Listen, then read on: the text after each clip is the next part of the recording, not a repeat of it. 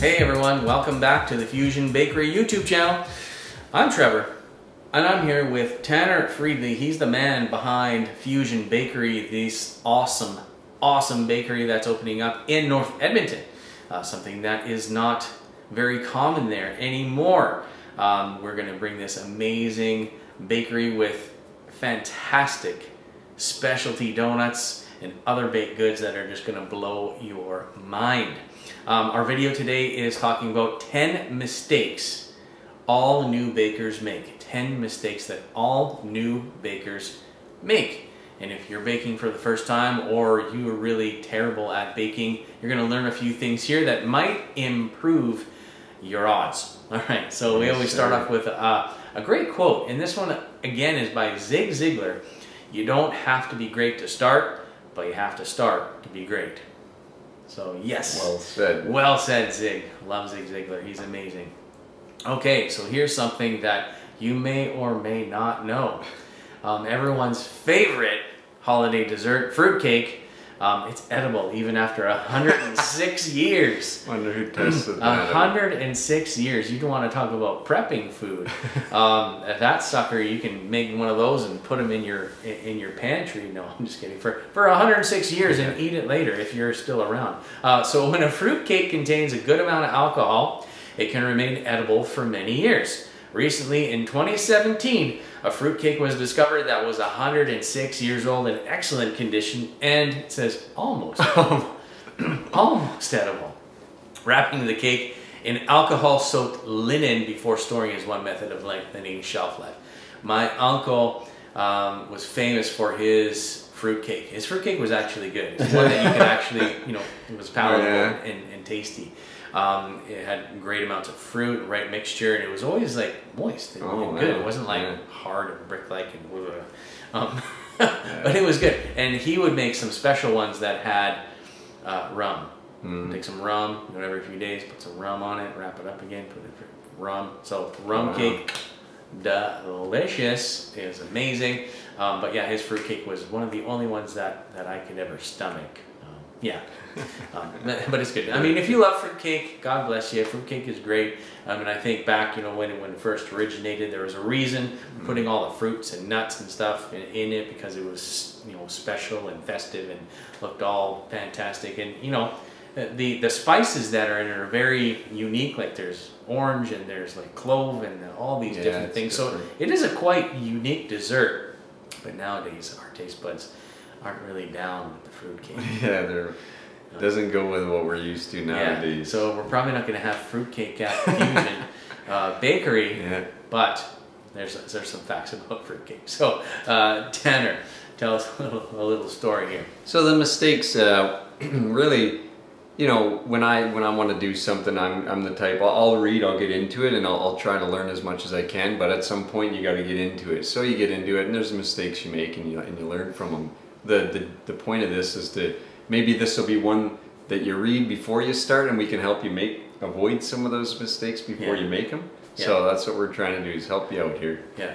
Or you'll be watching the video and you'll go, I've done that before. Yeah. Okay, so question number one, or number one mistake that new bakers make is baking in an oven that isn't preheated. And when I think most people are told that, or I don't know, maybe you haven't baked before and you figure, what does it matter? You just throw it in there. Yeah, it matters because like we talked about before, baking is a science. And when you put the baking stuff in a non-preheated oven, some of those things start to warm up and then the chemical reactions begin and it throws things off and you come up with something that's not what it's supposed to be. Not what it's supposed to be. So always preheat your oven. And I like the tip that you had on another video is preheat the oven and make sure the temperature is actually the temperature. So put a thermometer in there. Of course, like a thermometer that can handle the temperature. Put it in there to make sure the temperature is actually the temperature. Right? That was a very cool tip. I love that one. So number two, and this one I think gets a lot of people. You know, they just kind of go by, I just do it by feel. It's like, Yeah. so not measuring correctly. Yeah. Not measuring correctly is a mistake that new bakers make. Yeah, and you know, probably a lot of it comes from just, you know, cooking, you know, in your kitchen, making dinner or whatever. Mm-hmm. Yeah, you just throw a dab of this, a dab of that. You're probably never the same. You're just eyeballing it. It comes out all right. A little bit of... Yeah, exactly. So it comes out all right, but again, it's not that way for baking. Yeah. And the one thing that you'll come across a lot of the time, and you frustrated, you don't understand, is they'll put a lot of the ingredients in grams, and you're thinking, why in grams? Why is this not in cups or milliliters or teaspoons? Well, what happens is in a kitchen, especially, you know, a commercial kitchen, is everything is weighed. You don't even use cups there. You don't use measuring cups. You weigh everything. So that's why it's in grams. And it took me, I didn't realize that but when you figure this out and you start using a scale, it's amazing. And then everything is exact. Everything's exact and it's the right amount, and you'll notice a difference. So yeah, if you don't use the proper quantities, you're just eyeballing it. It's not a good thing to do.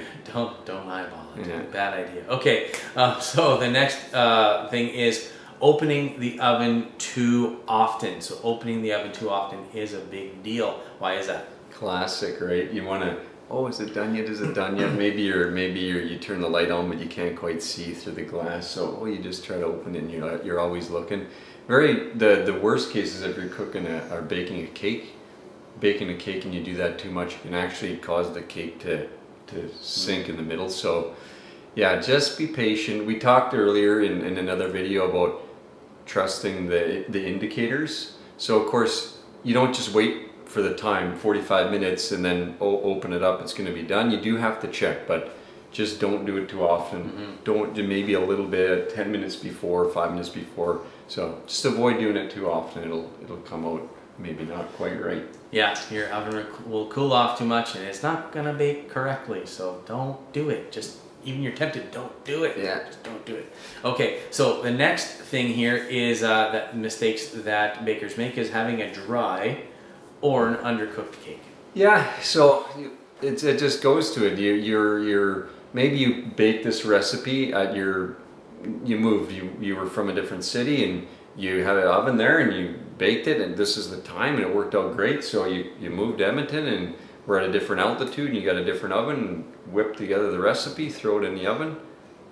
Oh, 45 minutes is dry. What happened? It always comes out good. So there's different things that are going on with altitude and stuff, but in this case, so you've dried or it's undercooked. There's actually a couple cool things you can do if you have a cake and it is dry. You can poke a bunch of holes in the top, make a sugar syrup, and just pour it in there so it'll sink in and re-moisten the cake. That's kind of one cool trick. And then if it's not cooked, if it's wobbly, put tin foil on it, turn the oven down 20 or 30 degrees, and bake it longer, and then you can check it with a toothpick. So that'll help with an undercooked. You can try to fix a dry one. So yeah, the best case is just check it early, so you don't have a dry cake. Nobody wants to eat a dry cake. No. Well, that's where ice cream and just if it's really dry, make some strawberry shortcake out of it. Right. Nice syrup from the strawberries will help soften that up a little bit, make it more palatable.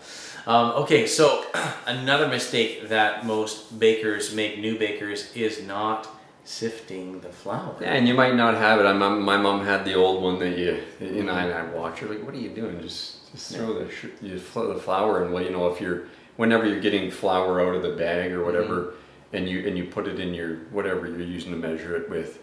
Anyway, it's important to sift it. You got to get all of it broken up. You want to make sure there's no lumps. It's all broken up, because when you try to mix it, your spoon, like, it might not break up any of those lumps, and then you got a lump of flour. A lump of flour is not going to cook. Somebody eats it, they're gonna taste it. So you want to make sure you sift it. Yeah, nobody likes eating raw flour. Yeah, it's kind of gross, disgusting. Don't do it. Don't do it. Use a sifter. I'm bad for this. I don't really sift. Oh, but I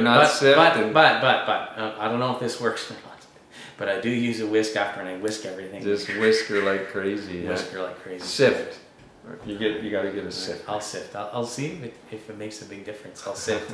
Promise. Scout's honor. Okay. I wasn't a scout. Next problem that new bakers have, or mistakes that they make, is ingredients are at the wrong temperature. What do you mean? Yeah, so eggs, for example, it says use at room temperature, and so you got busy during the day and it's time to bake something and you want to get it done, and you read the recipe and it says eggs at room temperature. Wow, they're in the fridge. You think, well, whatever, doesn't make a big deal. I'll just use the eggs.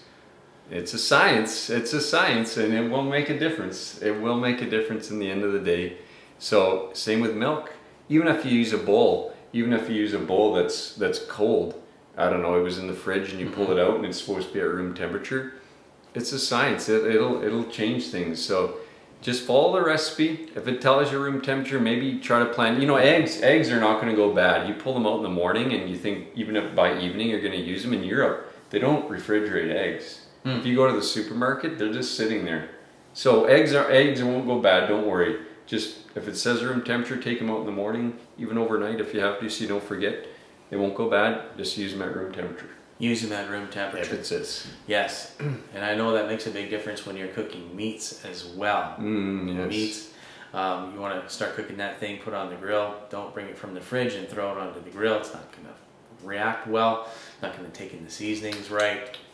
Room temperature. All right, so the next big mistake that new bakers make is uneven bake due to hot spots in the oven. So it's uneven, so it's crispy on one side and light and fluffy on the other. Yeah, and unfortunately, you're probably gonna have to, it's a tough one, this might have to just be messed up once, but if you're trying to bake cookies or something, anything, you're baking it and you pull it out and you find like, geez, this side's brown and this side's not quite brown, it's not even. Well, what's happening is your oven doesn't have an even temperature. It's probably not a convection, it doesn't have a fan, so there's unevenness there. So next time when you go to bake something, what you're gonna have to do halfway through, you're gonna have to turn it.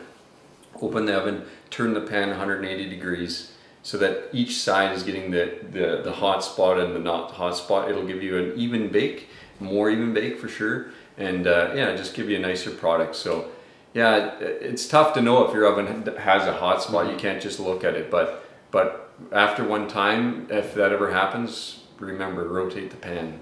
Yeah, rotate the pan, turn it around, or big investment, new oven. New oven. Well, there you go. That's one way to or go to Fuzion Bakery to get all of your baked Our goods. ovens will not have a hot spot, I promise. Not have a hot spot. It'll just be perfect. All right, so next problem that new bakers have is cakes are not baking flat on top, so they have a in the middle. Even that, so what happens too is they go down or they puff up, and so you're making a layered cake and you have the hump in the middle. It's solvable, of course you can just shave it off, but one thing that you do is if you don't grease the side of the pan, it actually holds the cake down and makes it level.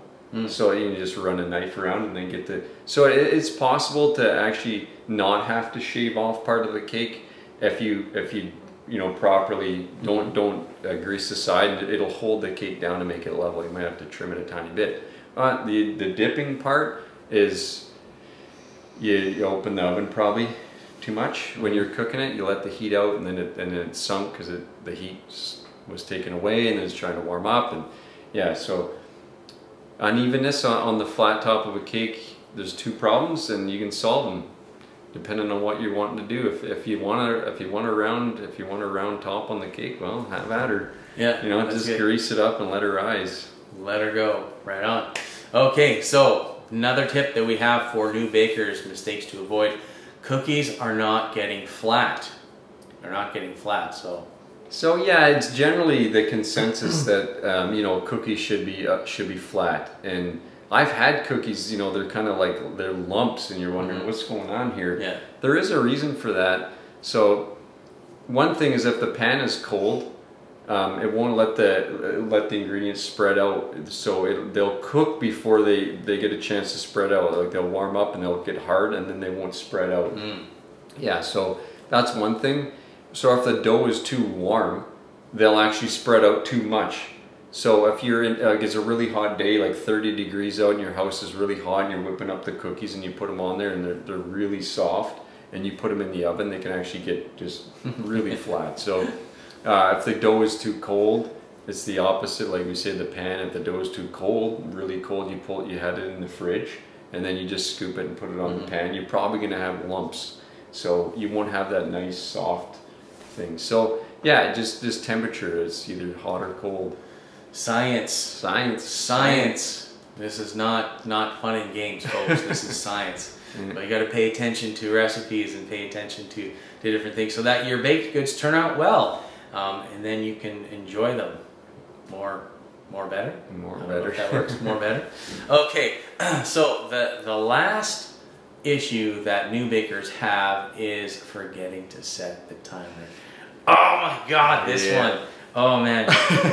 Oh, my wife always burns the last batch of cookies. She's getting better. It's taken a long time, but yeah, usually the last batch goes in and she walks away and does something else. Yeah. And it's like, yeah, last batch burnt again.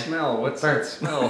Burn. Anyways, tell us about this one. Yeah, just setting a timer, like you said. Sometimes with cookies, you got to cook several pans. So yeah, after a while, it's like, oh, you just throw it in. It's you forgot to set the timer. Probably going to be burnt. You might get lucky and you can come back and catch it, and you see, oh, it's not quite done. So then you got to sit there and look. Is it done yet? Is it done yet? Because you have you can't remember how long it was in. Yeah. So the timer, yeah, it's there. It's so much easier it'll let you do other things. You know, if you don't set the timer, you're stuck to the oven then because you don't want to burn it. So then you're just sitting there waiting and waiting. So it's important to set it. Don't burn it. Don't waste your time. Yeah, exactly. Nobody likes burnt cookies, although you will eat them. Yeah, you have them sitting there. You have them sitting there, and you're tempted, after dinner. I'll just eat it. You know? It's a little crunchy, but we'll have some coffee with this one. We'll get it down. We'll choke it down somehow. I'll take one for the team. Yeah, nobody really throws out cookies unless they're like black. Yeah. But anyway, so that's been another video. Hopefully you guys got something valuable out of this, and come by the Fuzion Bakery. We're going to be open. It's going to be on North Edmonton. We will, when we make these videos and publish them, we'll put the address and everything online as to where they're going to be, where you can come and check us out. So until then, like, subscribe, and hit the bell for notifications of any new videos that are coming out. We'd be glad to give you more information, and eventually we're going to be showing you some of our delicious, amazing, delectable, stupendous donuts and other baked goods at the Fuzion Bakery. So that's all for me. We'll see you guys next time. See ya.